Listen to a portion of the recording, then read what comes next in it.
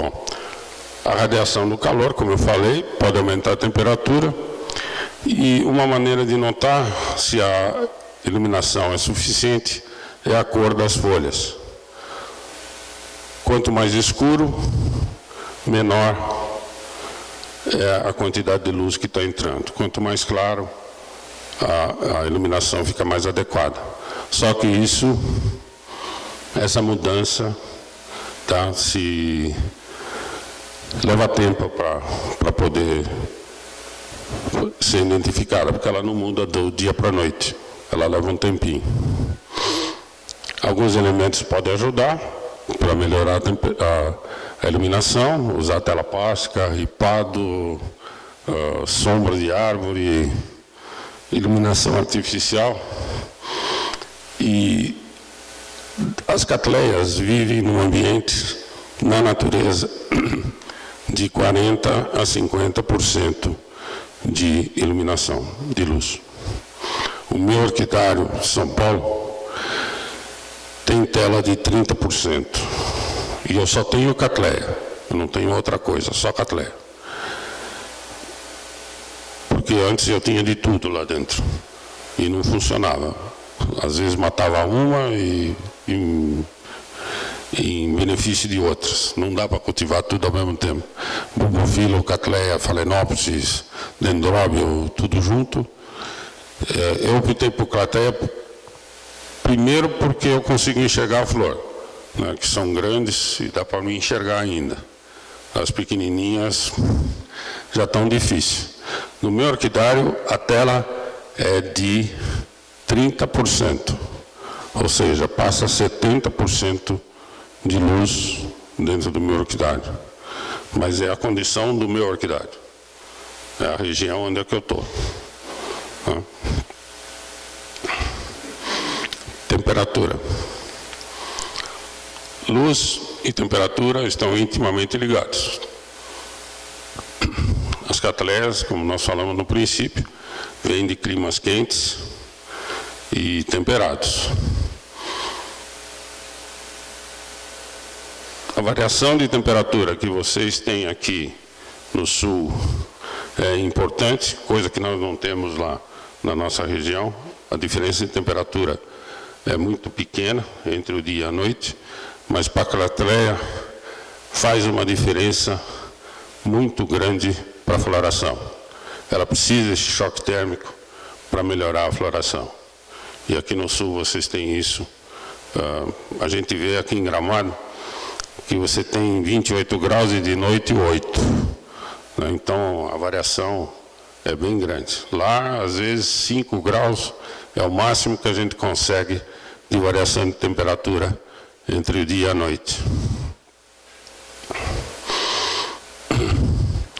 As temperaturas máximas e mínimas, temperatura média, que são encontradas intermédias em seus habitats, variam entre 10 e 40. Obviamente, se você vai para o Nordeste, você vai achar granulosa a 60 graus de temperatura na praia.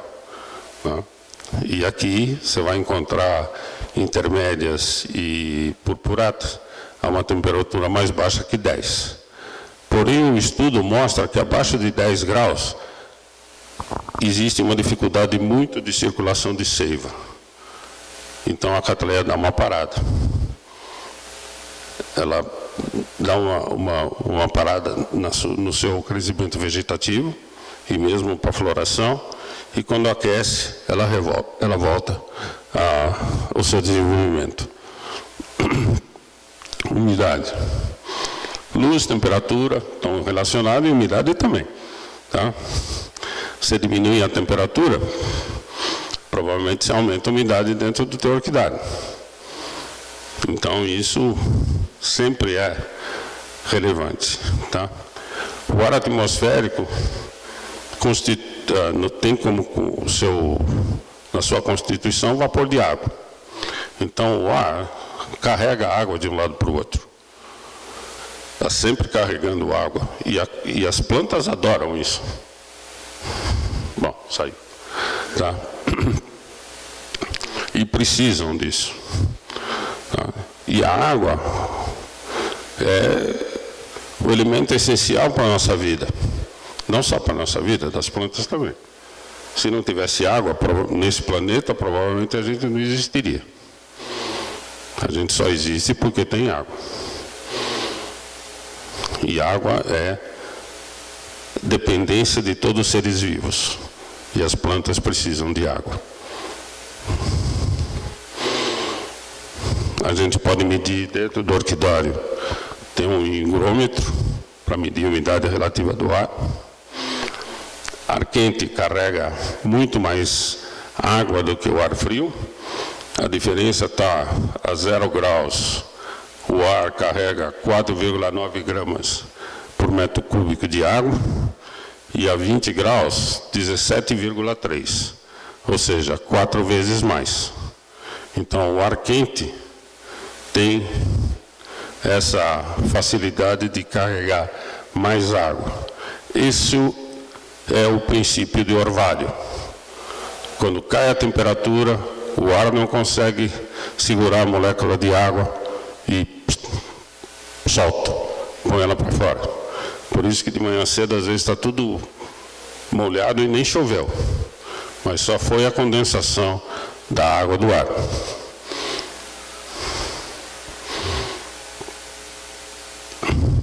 Isso pode mudar dentro do seu orquidário o sistema de irrigação. Quanto mais úmido tiver dentro do orquidário, né, com ventilação suficiente, você pode mudar o teu sistema de rega. E as catleias se desenvolvem em ambientes que vai de 40, no seu habitat, de 40% a 90% de umidade relativa do ar. Na Amazônia é bem maior que isso. Em Brasília é bem menor que isso. Na Amazônia você chega a 98% tranquilo. Em Brasília, de vez em quando, você tem 15%. Puro deserto. As catleias, ou qualquer vegetal, respira através do que a gente chama de estômatos, que são os poros. E eles ficam localizados, a grande maioria, embaixo das folhas. Chega de ter 2.000 estômatos por centímetro quadrado, tá? Que são os poros. Porém, os estômatos são para respirar. Ela não absorve a água necessária para absorver água ou nutrientes. Tá. Você escreveu lá que as catreias respiram e transpiram através dos estomas. Eu penso, eu acredito, como você fala, que a respiração não é a través de los estomas e não é a través de las hojas. Isso é um erro muito frecuente, a mi juicio, é um erro muito frecuente que inclusive no pocas veces está con gráficos que las plantas respiran a través de las hojas y los estomas. Creo que la respiración de las orquídeas, de las plantas en general, se da a través de las raíces. Y en el caso de algunos árboles hay unas formaciones. ¿Han visto ustedes que la corteza se agrieta? En esas grietas hay unos orgánulos especiales para respirar que se llaman lenticelas. Entonces, eu acredito, eu pienso que es un error decir que las orquídeas respiran por los estomas. Las hojas tienen solo dos funciones. Una, fotosíntesis, que vos se faló, y la otra, transpiración. Pero la respiración es por la raíz las 24 horas del día. Eu creo. Não, entendi. Na realidade, tá, o que diz na parte de baixo é que as plantas necessitam é absorvida praticamente por toda a raiz. A raiz é importantíssimo para isso, tá? Todo o sistema radicular das orquídeas a gente tem de tomar muita atenção. Eu, particularmente, falo com o pessoal que cuida do meu orquidário, diz que aqui nós cultivamos raízes. Porque se não tiver raiz, não vou ter plantas saudáveis. Então, observem suas raízes, porque é por lá que elas vão absorver toda a necessidade. Se nós vamos chamar isso de respiração, tá? É isso mesmo. Ela absorve, por absorção e respiração, os nutrientes e a água necessária.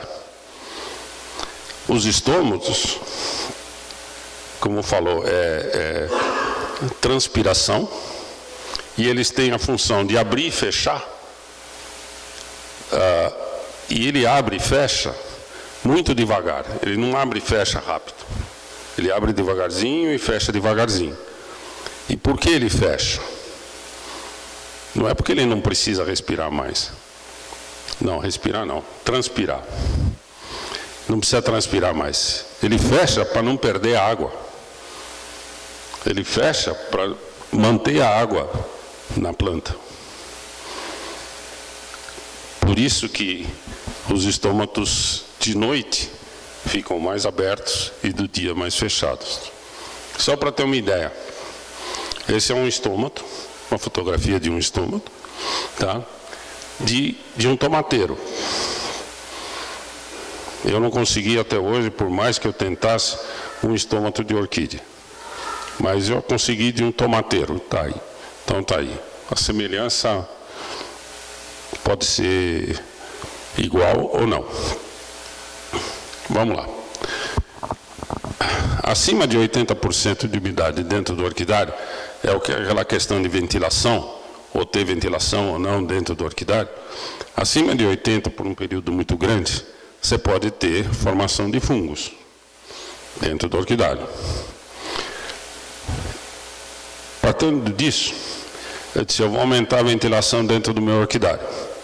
Sabe aqueles, não sei se aqui tem uns ventiladores que põe no chão e põe um negócio de pano em cima, parece dois bonecos que fica voando fazer propaganda. Eu comprei 2 desse aí e pus dentro do orquidário e liguei. Tchau, agora não tem mais problema de ventilação.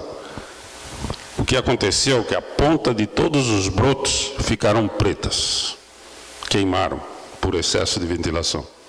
A ventilação era tão grande que a passagem do ar queimava a ponta do brotinho. Só a pontinha do broto. E não foi uma planta, não, foi todas.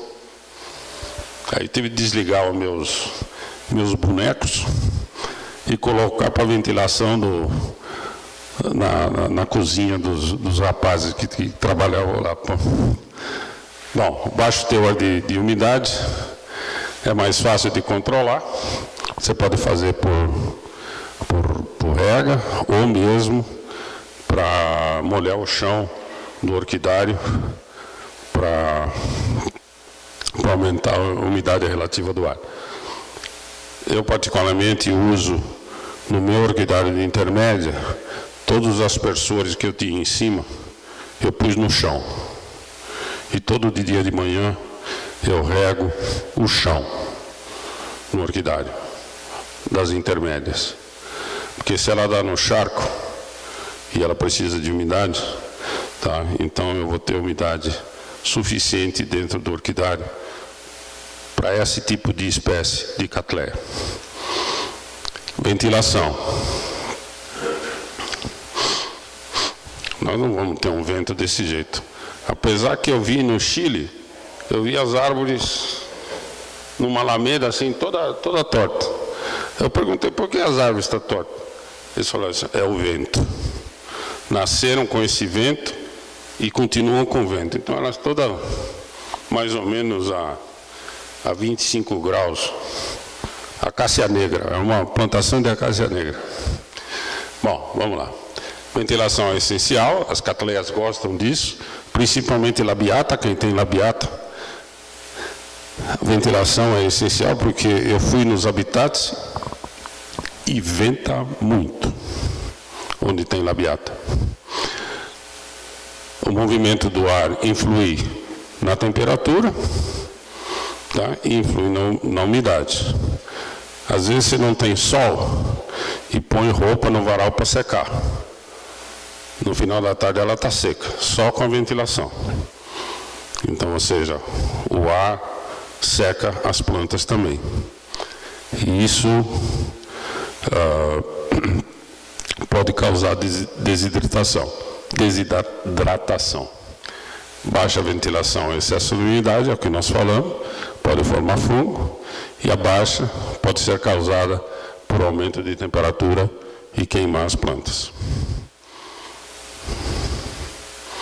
Bom, isso não é irrelevante. Bom, agora vamos começar a falar a verdade. Irrigação.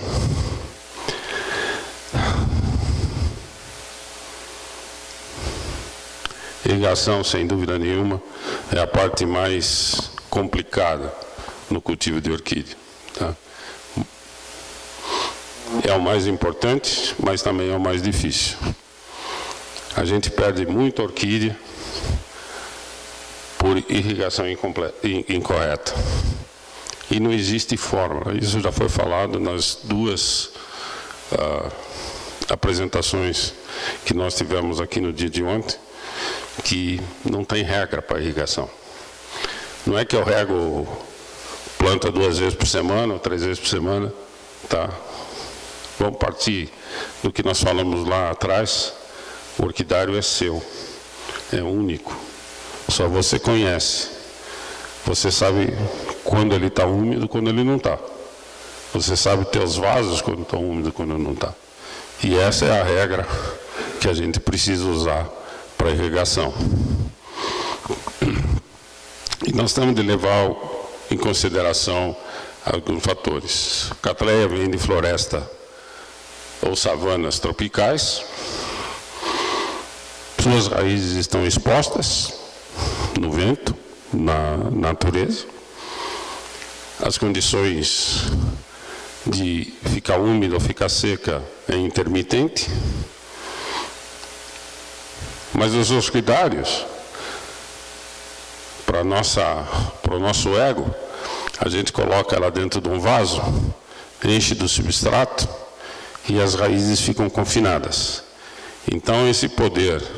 Ups! Onde é que eu estava? Perdi. Esse poder de condição de úmidas e secas alternativas, você começa a perder dentro do orquidário na mesma velocidade. Então, o teu vaso te leva o teor de umidade por um tempo maior e, dependendo do tipo de vaso que usa, ele ainda é maior ou menor. E o substrato também influi. Tá? O velame, né, que é a esponja que absorve essa umidade, dentro do vaso ela está confinada. Então ele não seca na mesma velocidade. E ele pode ficar reduzido e até apodrecer. E isso prejudica a planta. Infelizmente, os sintomas de excesso de água é muito parecido com de falta de água. Com excesso de água, as raízes ficam prejudicadas, porque elas começam a ficar podres. E você começa a perder o velame e perde a raiz também. E a raiz perde o poder de absorção de umidade e nutrientes. E com isso começa a prejudicar a planta. Por isso, enraizamento é importante de ser verificado. Quando a gente começa a ver uma plantinha ficar enrugada, né, dentro do orquidário, as folhas ficam enrugadinhas, os pseudobulbos murchos,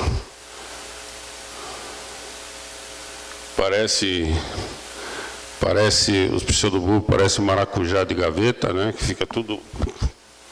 O que a gente faz? você está desidratada, né? O que a gente faz? Põe água.